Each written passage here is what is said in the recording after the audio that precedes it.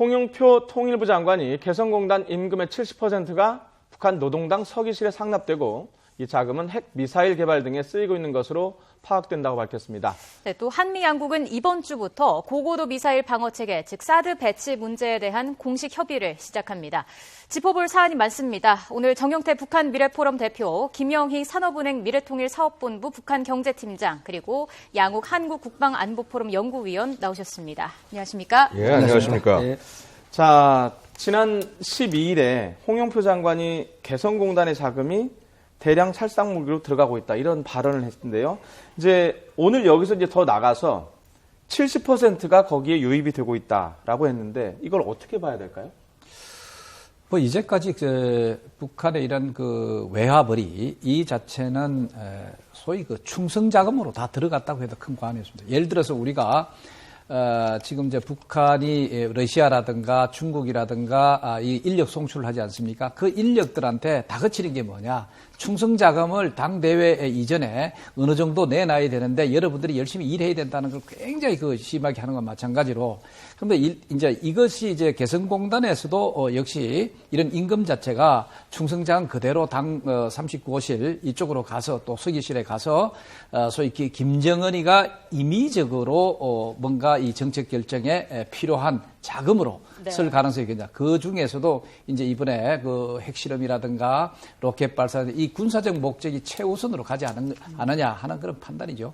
다시 한번 조금 정리를 제가 좀 하면, 저희는 보통 제가 일을 하면 회사에서 월급을 제 통장으로 받거든요. 그렇죠. 그 개성공단 같은 거는 여태까지 월급이 어떻게 지급됐습니까? 개성공단 자체 지금 이제 완전히 그 미화로 다 보냅니다. 달러로 다 보냅니다. 달러로. 달러로 다 지불을 하면은 예. 이 달러 자체는 서기실 혹은 39호실로 다 간다고 봐야 돼요. 네. 그렇지만 이제 그 노동자들한테는 한 20% 정도 이 임금을 이제 돈표라든가 다른 뭐 물건을 살 수 있는 어떤 그런 표 이런 것을 줘가지고 자기들이 이제 구매를 하는 그런 형태로 갔거든요. 자, 이렇게 본다면은 달러 자체는 그대로 이 충성 자금으로 그대로 들어간다. 이래 볼 수가 있죠. 그러니까 우리 기업이 그 근로자한테 직접 돈을 주는 게 아니고, 그렇죠. 북한 당국에 돈을 줬고 북한 당국이 그걸 나눠주는데, 예. 그 나눠주는 과정에서 일부만 그 물표 형태로 갔을 것이고 나머지 70%는 이쪽으로 갔을 것이다. 라는 그런 추정이죠, 지금. 그렇죠.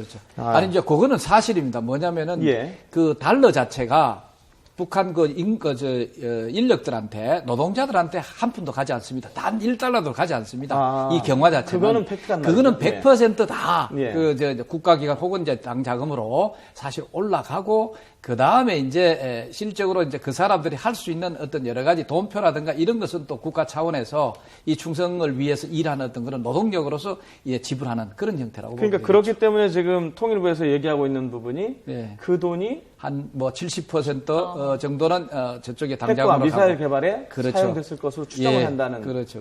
그 부분에 대한 어떤 뭐랄까요, 그 증거 자료라는 걸까요? 그런 거 부분은 어떻게 지금 정부에서 얘기하고 있습니까? 정부는 뭐 지난 그 장관께서 얘기하기를 거기에 대한 여러 가지 구체적인 증거도 있다 이렇게 표현했는데, 그런데 그 증거 자체는 어느 정도 있으리라고 봅니다. 그것이 단지 이제까지 이제 문제가 되는 건 이제 이 개성공단 자체를 이끌어가는 데 있어 가지고 이것도 역시 우리가 유엔 안보리 제재에 해당되는 것이 아닌가 하는 그런 의혹의 눈초리도 사실 있었지만, 그러나 그 자체가 우리 남북한에 있어서 그 관계 발전을 위해서 굉장히 상징적인 사업이기도 하고, 앞으로 미래를 열어가는, 남북한의 미래를 열어가는 데서 중요한 가치가 있기 때문에 그런 여러 가지이기 때문에 그런 것을 어느 정도 우리가 인식하고 있으면서 어떤 그런 특수한 어떤 그런 관계, 이런 속에서 우리가 용인해 왔다는 그런 측면이 사실 있습니다.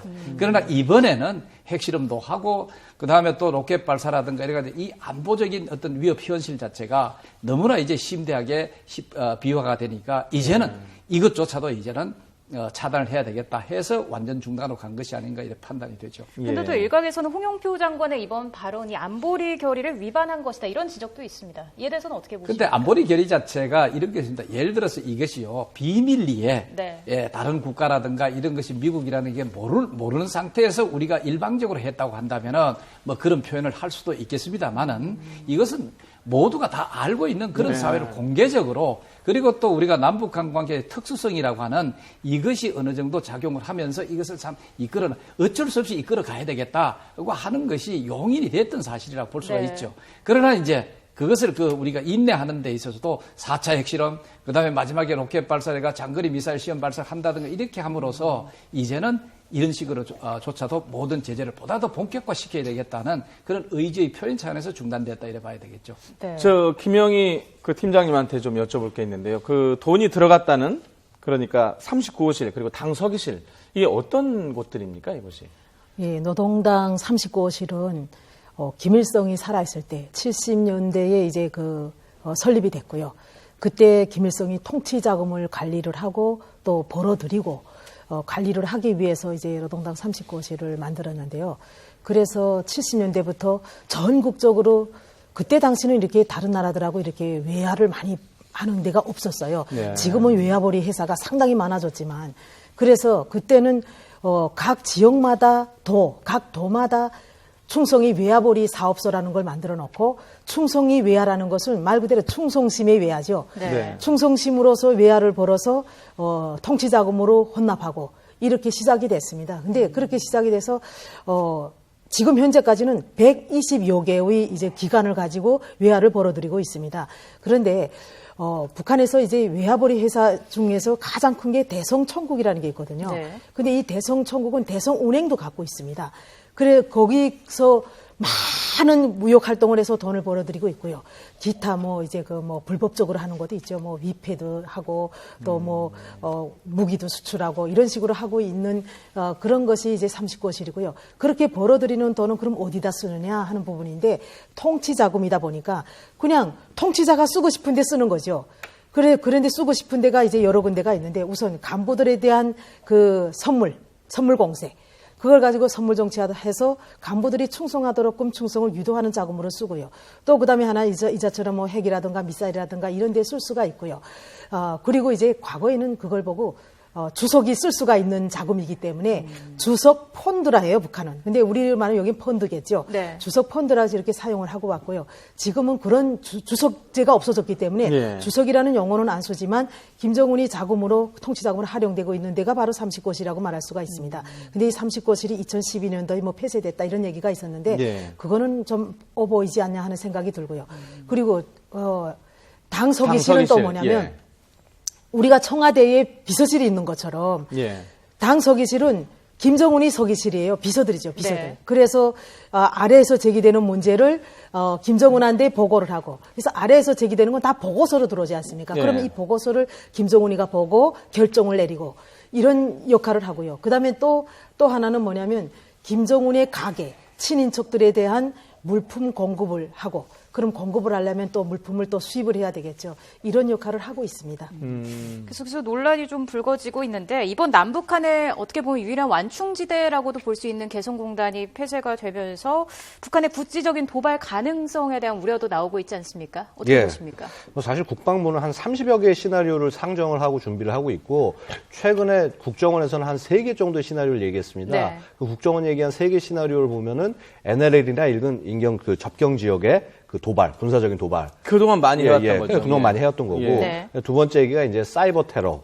그리고 세 번째가 예를 들어서 외국인 테러를 가장한 어떤 국내 후방에 대한 공격. 이런 것들을 이제 얘기를 들었습니다. 근데 사실 이제 제일 그 군사적인 긴장이 높아지는 것은 역시 NLL이나 아니면 DMZ 지역의 도발일 텐데요. 예. 이게 되려 개성공단에서 우리가 인원을 철수시킴으로써 북한으로서는 더 불안해질 거라고 저는 생각이 됩니다. 무슨 말씀인가 하니 거기 있는 인원들이 어떻게 보면은 만약에 어떤 충돌이 일어났을 때 100% 인질이 됩니다. 즉 그것은 대한민국 입장에서는 어떤 식의 공격을 당하더라도 북한에게 함부로 반격하기 좀 어려운 상황이라는 네. 것이죠. 근데 반면에 지금 이렇게 인원들이 빠져나가 있는 상황이라고 한다면 북한이 예를 들어서 어떠한 좀 이 나쁜 행위를 했을 때 이제는 더욱더 주저없이 그 어떤 보복을 가할 수 있는 그런 기반이 돼 있다. 이런 상태에서 봤을 때 과연 북한 입장에서 이게 기분 좋다고 도발만 할 수 있는 그런 상황은 아닐 거란 것입니다. 물론 어떤 이런 그 긴장을 높이는 것이 절대 우리 정부의 의도도 아니고 전 세계의 의도도 아니고 사실 이렇게 긴장이 올라가고 개성공단이 중단되고 한 것은 결국 북한의 책임이라는 것은 분명히 하는 그렇죠. 상황인데 예. 근데 여기서 제일 중요한 것은 뭐냐 하면은 우리가 먼저 북한을 도발하거나 공격하거나 하는 건 절대 아닙니다. 네. 하지만 북한이 뭔가 잘못을 했을 때에 대해서는 우리는 아주 결연하게 이런 부분을 예를 들어서 이제 처벌을 하겠다, 징벌을 하겠다. 그리고 예를 들어서 지금 미군이 그 2월 지금 한 중순부터 계속적으로 지금 자산들이 들어옵니다. 예. 그다음에 3월 초부터 4월 말까지는 이제 한미 연합 훈련입니다. 훈련 있죠. 그러면은 이렇게 많은 병력들이 집결되고 준비되어 있는 상황에서 북한이 우리를 함부로 공격을 한다. 이거는 그야말로 그 정말 저희를 때려 주십시오. 라고 얘기하는 것과 거의 마찬가지일 것이고, 북한 정부가 아무리 무모하다고 하더라도 지금 상태에서 함부로 공격을 감행한다는 것은 굉장히 어려운 일이다. 이렇게 말씀드릴 수 있습니다. 다만 긴장 수위는 상당히 지금 높아가고 있는 건 분명하죠. 예, 긴장 수위를 높임으로써 역시 지금 긴장 수위를 높이는 것만이 김정은으로서는 체제를 유지해 나갈 수 있는 방법이기 때문에 결국 이러한 구도는 계속 끌고 갈 수 있지 않을까 싶습니다. 잠깐만 거기에서 이제 물론 어려운 건 사실이죠. 그런데 북한의 행태가 사실 바로 그런 허점을 노릴 때가 사실 많습니다. 우리가 이성적으로, 이론적으로 판단했을 때는 우리가 이렇게 대비태세를 하고 있는데 쟤들이 만약에 군사적 도발을 한다면 그거는 뭐 완전 자충수 아니냐. 네. 이렇게 되는데 바로 그런 허점을 또 노리는 경우가 상당히 많았었습니다. 그렇기 때문에 우리 군 당국에서도 지금 비록 우리 양호 위원이 얘기해 준 대로 여러 가지 그런 가능성은 좀 떨어지지만 그러나 북한은 항상 이런 도발 태세라고 하는 것은 있을 수 있다는 그 가능성에 대해서 우리가 주의를 그래도 굉장히 요하고 있다 이래 볼 수가 있죠. 저도 개인적으로 이 정 박사님 말씀에 동의하는 게 북한하고의 여태까지 대북 관계는 상식과 이성으로만 그렇죠. 하지는 않았거든요. 그러니까 북한 자체가 사실 그 체제 자체가 우리가 보통 국가와 같이 본다면은 전혀 이해가 되지 않습니다. 북한은 사실은 어떤 군주 체제라든가 현재 이 봉건 체제 이상으로 수령 중심이 되고 또 수령의 그런 안위라든가 나름대로 이것을 위해서 충성파들이 또 움직입니다. 왜냐하면은 그 충성을 위해서 자기가 열심히 하면 뭔가 이 보답이 되니까 거기에서 막무가내로 뭔가 그 돌발적인 행동을 한다든가 돌출적인 행동을 한다든가 이런 것은 항상 있어 왔다 이렇게 볼 수가 있죠. 예. 미국에서 들어온 오늘 소식 중에 핫한 게 있는데요. KN-08, KN-08이라고도 여태까지 했는데 저희가 이제 앞으로 KN-08이라고 이제 명명을 할 텐데 이게 어떤 부대고 이게 어떤 의미를 갖고 있는지 좀 설명을 좀 해주시랍니다. 일단은 핵을 보유한 국가는 모두 다 전략군이라는 개념을 보유를 하고 있습니다. 그래서 미국도 이제 예를 들어서 전략사령부가 있고요. 그 소련도 전략군이 있고 중국 같은 경우에는 최근에 제2포병이 있었다가 이 제2포병이 이제 이거 로켓군으로 이제 변경이 됐습니다. 북한도 아시다시피 전략군 체제를 선언을 하고 전략군 사령관인 김낙현이를 상장으로 올렸습니다. 그만큼 무슨 말인 거 하니 그 전략군이라는 것 자체가 그만큼 이제 실전에 태세에 투입할 준비가 되었다. 이런 얘기를 이제 하는 것이고, 그다음에 이 KN-08 같은 경우는 이제 어떤 미사일이냐면은 이번에 발사됐던 그 광명성 4호라고 하는 사실상 이제 은하 3호와 거의 동일한 그런 발사체인데 이 발사체보다 조금 크기가 작습니다. 지금 이번에 발사된 그 미사일 같은 경우는 30m짜리 미사일인데 이 KN-08의 경우에는 한 18m 정도의 상대적으로 작습니다. 그러나 구조는 거의 유사합니다.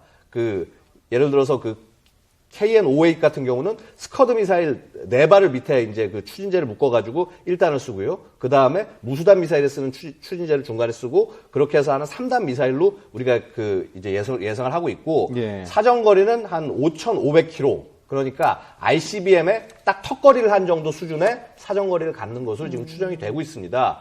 특히 이제 좀 약간 차이가 있는 것은 어떤 부분이냐면은 이전에 나왔던 그 KN-08의 초기형은 굉장히 이제 앞에 보면은 그 탄두부가 젖꼭지형으로 모양으로 돼 있어서 굉장히 이제 좀 기존의 그 ICBM들과 좀 약간 비슷한 굉장히 먼 거리를 쏘든 그야말로 한 10,000km 날아가는 ICBM 같은 그런 느낌을 줬는데 작년에 공개됐던 모습은 좀 모양이 틀렸습니다. 그래서 약간 그 탄두부가 굉장히 좀 두텁고 그래서 그런 면으로 봤을 때 지금 북한이 그 핵을 소형화 경량화에 뭐 아주 예를 들어서 미국이나 러시아 수준으로 접근하지 못한 상황이라면은 어느 정도 크기가 있는 상황에서 저 정도의 탑재를 가능하겠다라는 인상을 줄 수 있게 좀 만들어낸 것이 아닌가. 어떤 개발상에 봤을 때는 예전에 나온 것이 먼저 개발된 것이고, 그러니까 나중에 개발된 것이고 이번에 나온 게 뒤늦게 개발된 걸 수도 있지만은 하여튼 이 북한의 그 미사일 개발 수준이 핵을 탑재하기 위한 것인 것이 명백하다라는 것을 보여주는 그런 방향으로 가고 있다라고 말씀드릴 수 있습니다. 그리고 이러한 부대가 실전 배치가 됐다라고 하는 것은 보통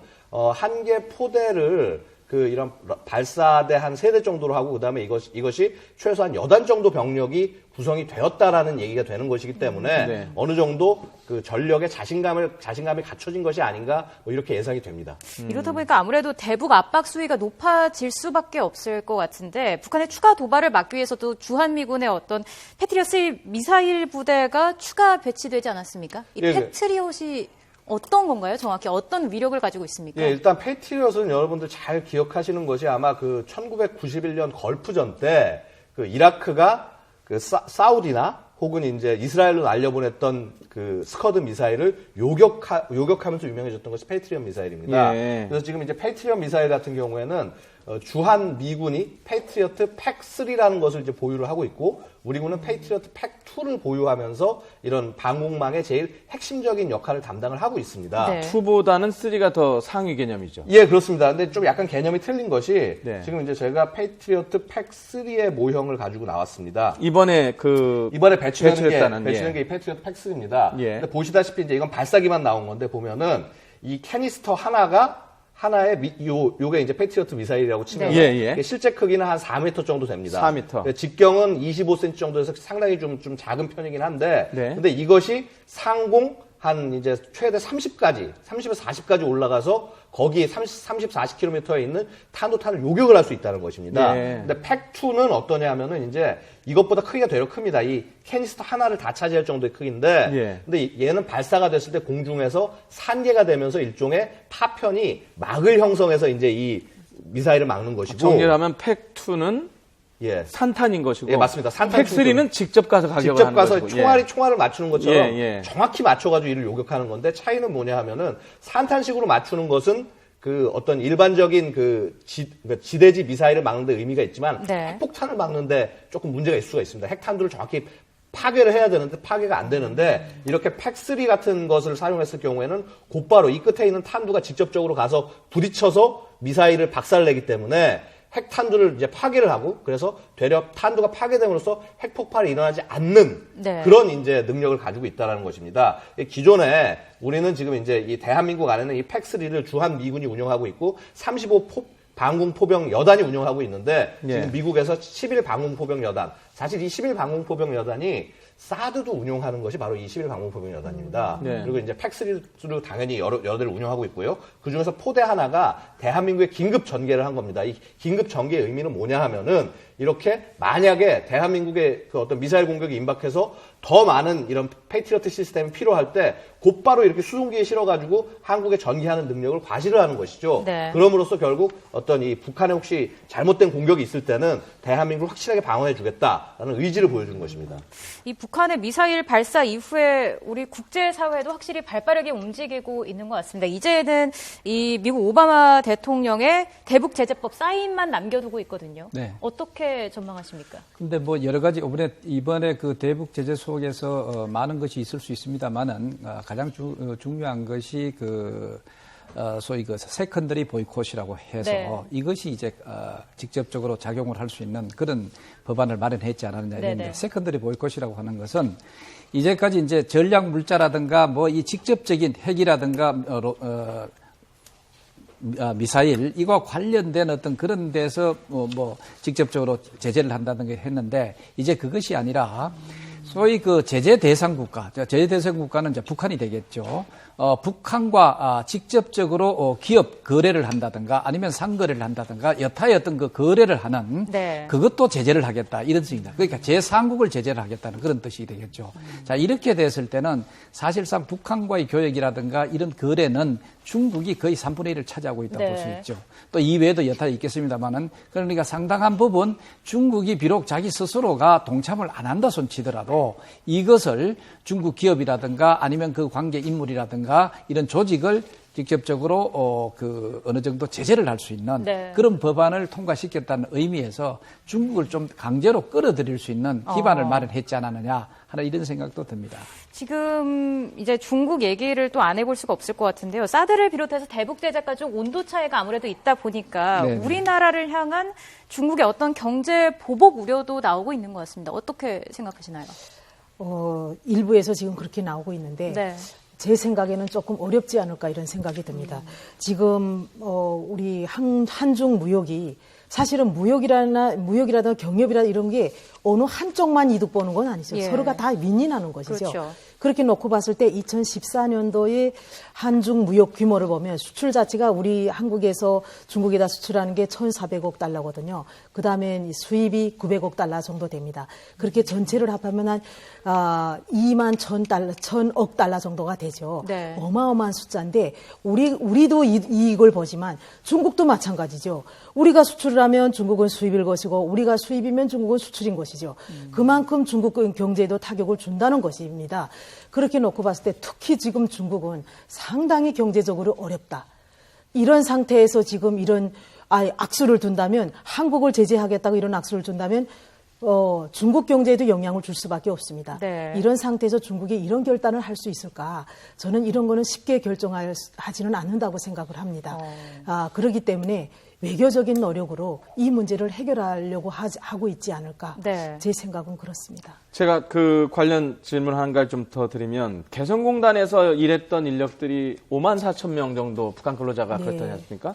그러면 우리식으로 치면 그분들이 지금 다 실업자가 돼 있는데 그렇죠. 그분들이 다른 방법으로 외화벌이를 그러니까 하는 차원에서 중국으로 진출할 가능성 이런 것도 좀 나오고 있는데 어떻게 보십니까? 그럴 가능성도 충분히 있습니다. 이제 중국이 동북 삼성을 보면 거기 사시는 분들이 남한으로 많이 들어와 있어요. 네. 지금 엄청나게 들어와 있는데 그러다 보니까 제가 탈북할 때도 이제 북중 국경에 가니까 집이 텅텅 다 비어 있어요. 그만큼 인력이 없거든요. 그런 상태에서 중국으로서는 인력이 상당히 필요한 시점이죠. 네. 그래서 지금 많이 인력 성출을 하고 있지 않습니까? 근데 개성공단에서는 이미 12여 년 동안에 완전히 상기술자를 양성을 해서 예. 아주 우수한 기술자들. 그러니까 이런 기술자들이 이제 중국으로 성출될 가능성은 있는 것이죠. 근데 그 중에서도 지금 5만 4천여 명 중에서 아주머니들 같은 경우는 이제 뭐 가정주부다 보니까 애기 엄마들 같은 경우는 애를 두고 나갈 수 없기 때문에 처녀라든가 그다음에 남성 인력들 이런 경우는 중국으로 당연히 송출할 가능성이 있고요. 그다음에 또 개성공단에 있는 섬유 업체들 같은 경우는 그 근로자를 활용을 해서 또 공단을 가동할 가능성도 있습니다. 북한은 이제 그 90년대 중반에 대우그룹이 북한하고 이제 삼천리 회사라고 하나 합작을 하는 게 네. 있습니다. 근데 그게 이제 대우가 망하면서 다 이제 나오게 됐는데 그거를 너무 잘 활용하고 있어요, 지금. 네. 그러니까 북한도 선택과 집중을 하는 것이죠. 설비가 잘 됐고 이런 데는 전기도 주고 물도 주고 이래서 공장을 돌리고 있는데 섬유 같은 경우는 더구나 전기가 없더라도 재봉기만 돌리면 되니까 인력 성출하고 아주머니들은 그쪽으로 돌릴 가능성이 충분히 있다. 그렇기 때문에 지금 우리 일각에서는 대북 제재와 관련돼서 북한이 인력 송출하는 그 자체도 네. 제대 대상에 넣어야 된다 하고 하는 또 그런 움직임이 있는 것이 바로 이것하고도 연관이 된다 볼 수가 있습니다. 그렇군요. 예, 그 무기 관련 질문 아까 하다가 잠깐 중단이 됐는데요. 그 지금 이제 팩3까지 말씀하셨는데 이 다음에 미국에서는 계속 우리의 이제 안보를 위해서 방어를 위해서 그 전략 자산들을 계속 보낸다는 거 아닙니까? 이 다음에 어떤 게 지금 들어올 것으로 예상을 하고 있습니까? 뭐 일단은 지금 가장 그 핫한 이슈는 사드 아니겠습니까? 네. 그렇죠. 네, 이 사드 문제는 뭐 혹시 시간이 되면 제가 좀 말씀드리고 싶은 것이 사드에 대해서 우리가 너무 많이 오해를 하고 있다는 말씀 좀 드리고 싶습니다. 오해. 예. 어떤 오해죠? 사드를 보면은 이제 고고도 방어 시스템이다라고 알려지지 않았습니까? 네. 물론 그 사드란 말 안에 하이 알티튜드란 말이 들어가긴 하는데 이게 실제 미사일 방어에 있어서는 중고도 방어입니다. 그러니까 실제 그 북한이 대한민국을 만약에 미사일을 날린다라고 할 때 대부분은 스커드 미사일이나 노동 미사일입니다. 근데 스커드 미사일이 사정거리가 가장 짧은 것이 300km 정도를 날아오는 것이고요. 보통 이제 500에서 700까지 날아가는데 가장 짧은 300km를 날아가는 게 올라가는 정점 고도, 그러니까 가장 높은 고도가 한 80에서 90km입니다. 그러면은 우리의 패트리엇 같은 뭐 예를 들어서 뭐 한 20에서 30km 정도 가는 요격 시스템 갖고는 이거를 막는 기회가 굉장히 낮을 수밖에 없는 겁니다. 결국 미사일 방어라는 건 뭐냐 하면은 제일 위에서부터 점차 막아오는 것이고 북한이 쓰고 있는 대부분의 미사일의 가장 핵심인 스커드를 예를 들어서 막을 수 있는 제일 첫 단계에 제일 앞단에 쓰는 것이 바로 중고도 방어 시스템.